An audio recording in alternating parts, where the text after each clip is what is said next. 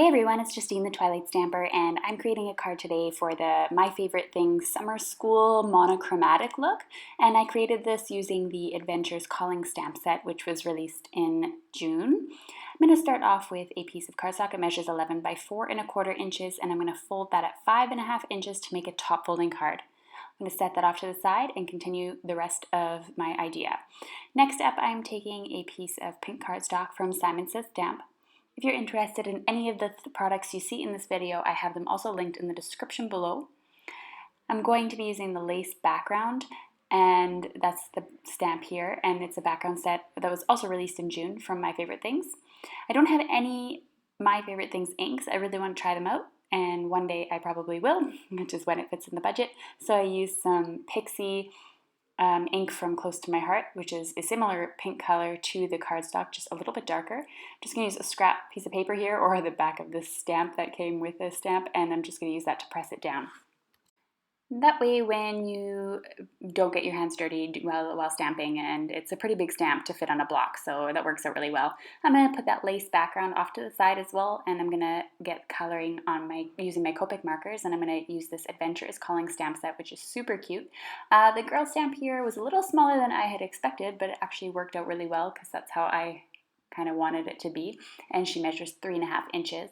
And I'm going to ink that up with Memento ink and stamp that onto a piece of white cardstock and get started with my Copic coloring.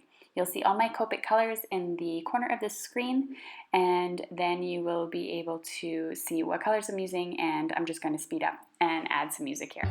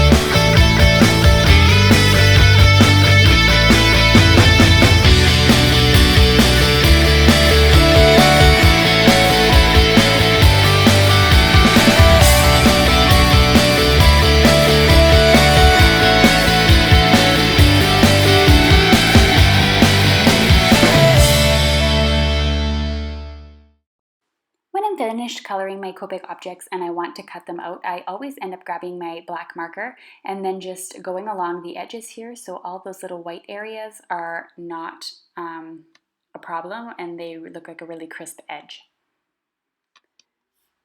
So now that I have all my pieces here, I grabbed a speech bubble, and this is from a Cricut cartridge. I don't have any speech bubble dies. It's another thing that's on the list there. All my basics are on the list. And I'm going to stamp that Is It Too Soon to Miss You, which I think is a really great sentiment. And I'm moving away pretty soon as well, and so it kind of just works out because I'm going to need one of these cards. I did stamp it actually on the wrong side, so the speech bubble is pointing in the wrong direction, and I had just adjusted that off screen so that it went the right way. I need some Tombow Mono liquid adhesive glue to attach all my pieces of my card together. So I just added the glue, and I'm putting down the lace background, which I think looks really elegant in the monochromatic look. And then also the dress would count towards the monochromatic theme as well, being the same color. I attached the little girl here using some 3D foam tape onto the side. And then I added this speech bubble using a double row of 3D foam tape so that it popped out even more than that. I think if I realize now that I'm doing the voiceover on my video, I would probably add a shadow under the girl using my Copic marker, but overall, I think the way that it turned out looked really nice, and I hope you enjoyed this card, and I'll see you for the next tutorial. Before you leave, don't forget to thumbs up, comment, and subscribe. Thanks again for watching.